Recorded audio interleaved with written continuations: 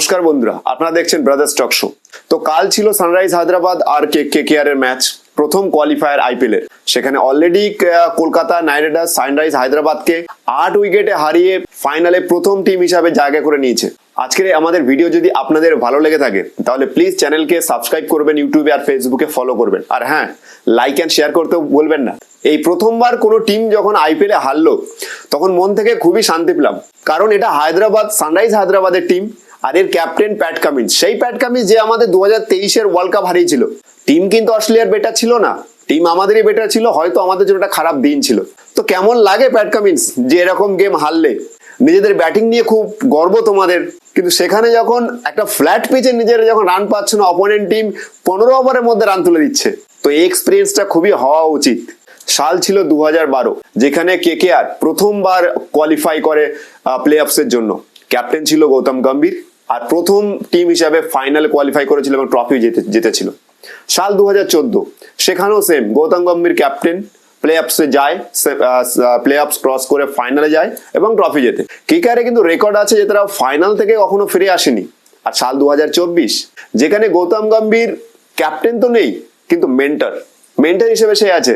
আর প্রথম টিম যে প্লে অফসের জন্য কোয়ালিফাই করে, এমনকি পয়েন্টস টেবিলেও তারা টপ করে এবং প্রথম টিম হিসাবে কোয়ালিফাই করে ফাইনালে। শুধু আর একটা স্টেপ বাকি রেকর্ড করতে, যে কেকেআর কখনো ফাইনাল থেকে খালি হাতে ফিরে আসেনি। আর গৌতম গম্ভীরের কথা যদি বলা যায় তাহলে মনে হচ্ছে যেন কেকেআর এর ভাগ্য গৌতম গম্ভীরের হাতেই লেখা। গৌতম গম্ভীর ছাড়া কেকেআর ট্রফি জিতবে এটা যেন ভাবলেই কেমন লাগছে, কারণ এটাই তো প্রমাণ হিসেবে দেখা গেছে। এই টিমই তো লাস্ট 2 বছর ছিল, কিন্তু সেই টিম কেন কোয়ালিফাই করেনি? কোথাও না কোথাও না চাইলেও গৌতম গম্ভীর আর কেকেআর কে কেউ আলাদা করতে পারবে না, একে অপরের পরিপূরক। এবছর কেকেআর যে এত সুন্দর খেলছে, নাইট রাইডার্সের টিম যে এত ইম্প্যাক্ট দেখা যাচ্ছে, প্রত্যেকটা স্টেপ বাই স্টেপ সব প্লেয়ার গুলো ভালো খেলছে। তাদের মধ্যে যদি কিছু প্লেয়ারকে বলা যায় যে যাদের জন্য এই টিম গেছে, তাহলে কিন্তু 11টা প্লেয়ারের কন্ট্রিবিউশন থাকে টিমে, কিন্তু তাদের মধ্যে সুনীল নারিন সব থেকে বড় ইম্প্যাক্ট।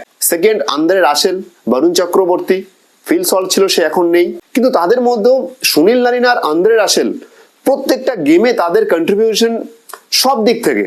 সুনীল নারিন ওপেনে ব্যাটিং, বোলিং, যে তার 4 ওভারে ব্যাটিংরা, হিটিং তো দূরের কথা, তার 4 ওভারে গেম চেঞ্জ হয়ে যায়, এটা সুনীল নারিন গেল। এবার আন্দ্রে রাসেল, সে কখনো ব্যাটে করছে আর বলে তো এভরিডে করছে, সে batting cum bowler, as a allrounder খুবই ইম্প্যাক্ট ফেলছে, প্লাস ফিল্ডিং। আজকে যদি দেখা যায়, সানরাইজ হায়দ্রাবাদ রান যতটা ভাবা হয়েছিল এই পিচে, আজকে তো 220 ক্রস করছেই, কারণ পিচ ফ্ল্যাট। হায়দ্রাবাদ মানে ধামাকাদার ব্যাটিং করে, ওপেনিং জুটি খুবই অ্যাগ্রেসিভ, কিন্তু সেখানে কি হলো, রান হলো 159। মনে হয়েছিল যে কম্পিটিশন হতে পারে, কিন্তু গেম হয়ে গেল পুরো একতরফা। ওপেনিং জুটি রান না পেলেও ভেঙ্কটেশ আয়ার আর শ্রেয়াস আয়ারের জুটি পুরো অন সাইডেড করে দিল গেমকে। সানরাইজ হায়দ্রাবাদের 159 রানে তাদেরকে বান্ডিল করার পিছনেও একটা রিজন আছে, আন্দ্রে রাসেলের কিছু ইম্প্যাক্ট। ফার্স্ট অভিষেক শর্মার ক্যাচ, অসাধারণ একটা ক্যাচ, যেটা হাইটটা অনেক ছিল। আন্দ্রে রাসেল অনেক টল ফিগার, যার কারণে প্লাস জাম্পও করেছে প্রায় 2.05 metre, plus run out. Rahul Tripathi ভালো ছন্দে ছিল, ভালো রানও করছিল, ভালো খেলছিল, কিন্তু একটা মিস আন্ডারস্ট্যান্ডিং এর জন্য রান আউট হতে হলো। আর খুবই ভালো ফিল্ডিং করেই সাথে সাথে ব্যাক করা, বল থ্রো করা, এটা কিন্তু সবার পক্ষে সম্ভব হয় না সব ফিল্ডারের কাছে। ভালো ফিটনেস না থাকলে এগুলো করা যায় না। এবছর আইপিএল এ প্রথম টিম যে ফাইনালে পৌঁছে গেল, কলকাতা নাইট রাইডার্স। কিন্তু কলকাতা নাইট রাইডার্সের সাকসেসের জন্য অনেককে ক্রেডিট দেওয়া হয়, Gautam Gambhir, Sunil Narine, Andre Russell, কিন্তু কেউ খুবই কম মানুষ আছে বা দর্শক আছে শ্রেয়াস আয়ারকে তারা ক্রেডিট দেয় ক্যাপ্টেন। কারণ সবাই জানছে যে গৌতম গম্ভীর যখন মেন্টর, তো টিম তো আগে যাবেই।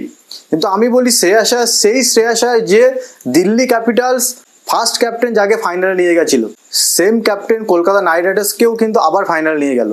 আর শ্রেয়াস আয়ার যে এত বড় বড় ভালো ব্যাটসম্যানের ভিড়ের মধ্যে আছে, তার জন্য কিন্তু তার রানটা চোখে দেখা যায় না, তার স্ট্রাইক রেটটা। অনেকেও বলে যে তাকে নিচে কেন সে আগে এসছে, কেন সে বলে হিট করছে না, কিন্তু তার স্ট্রাইক রেট প্লাস রান আজকেও সেম 200-র কাছাকাছি স্ট্রাইক রেট রান করলো। এটা কিন্তু অনেকের চোখে পড়ে না, কারণ Russell, Rinku, Narine, Phil Salt, Venkatesh Iyer, Rana, এদের মধ্যে শ্রেয়াস আয়ার কোথাও অ্যাজ আ ব্যাটসম্যান আমরা হারিয়ে ফেলি। কিন্তু যেমন গম্ভীরকেও ক্রেডিট দেওয়া দরকার, নারিন, রাসেল প্লাস আরও ব্যাটসম্যান বোলার যারা আছে, যে তাদের যেমন ক্রেডিট দেওয়া দরকার, Shreyas Iyer as a captain, as a better batsman, তাকেও ক্রেডিট দেওয়াটা অবশ্যই দরকার। আর স্টার্ক আজকে যে বলটা করলো, এই যে বলটা কেন হলো, আমার মনে হয় যে এতটা লম্বা একটা রেস্ট পেলো মিচেল স্টার্ক, এর কারণে তার কিন্তু রিদম অনেকটাই আরো ভালো উঠেছে। কারণ সে যেভাবে গতিতে ছুটে আসছে প্লাস শোল্ডার খুলে বল করছে পেস লাগিয়ে, আজকে প্রথম বলে যখন ইয়ার কাট ছিল ট্রাভিস হেডের তখনই মনে হয়েছিল কিন্তু স্টার্ক এই পিচে খতরনাক। পিচ ছিল ফ্ল্যাট কিন্তু স্টার্কের সেই পুরনো স্টার্ক দেখা গেল, রাইট টাইমে পিক করলো, ওয়ার্ল্ড কাপ সামনে প্লাস প্লে অফস নকআউটস, এই জন্যই বলা হয় অস্ট্রেলিয়ান রক্ত, তারা ঠিক টাইম মতো কামব্যাক করবেই। আজকে যখন ম্যাচটা হেরে যায় তখন এসআরএইচের ক্যাপ্টেন প্যাট কামিন্স ইন্টারভিউতে এসে বলে যে ক্রিকেট এমন একটা গেম, গুড ডেও আসবে ব্যাড ডেও আসবে, যে ব্যাড ডের মধ্যে ফিল্ডিং বলিং ব্যাটিং সব খারাপ হবে, এটা হতেই পারে সবকিছু। যে টপ করে এসছে প্রায় সেকেন্ড নম্বরে ছিল তারা পয়েন্টস টেবিলে, আজকে একটু ব্যাড ডে ক্রিকেট গেছে অ্যাজ আ বলিং ফিল্ডিং। হায়দ্রাবাদের টিম তো খুবই স্ট্রং, কিন্তু হায়দ্রাবাদের টিমে একটাই বড় সমস্যা, এটা সবাই বলবে, যে তাদের স্পিন বোলিং অপশনটা, তারা মায়াঙ্ক মার্কান্দেকে নিয়ে এলো, 8 উইকেট নিল অ্যাজ আ স্পিনার, সেখানে কি একটা বিদেশি একটা বোলারকে নিয়ে এলো স্পিনার। পিচে যদি দেখা যায় ফ্ল্যাট, সেখানে বরুণ চক্রবর্তী সুনীল নারিনের জন্যই কিন্তু রানটা এত চাপলো। সেখানে হায়দ্রাবাদের স্পিন নেই অ্যাজ আ উইকেট টেকার, যদি উইকেট টেকার মিডিল ওভারে উইকেট না নিতে পারে অ্যাজ আ বোলার, সবসময় প্যাট কামিন্স ভাবছে কি স্লোয়ার কাটার ইয়ারকার দিকে ম্যাচ চালিয়ে নেবো, কিন্তু নয়।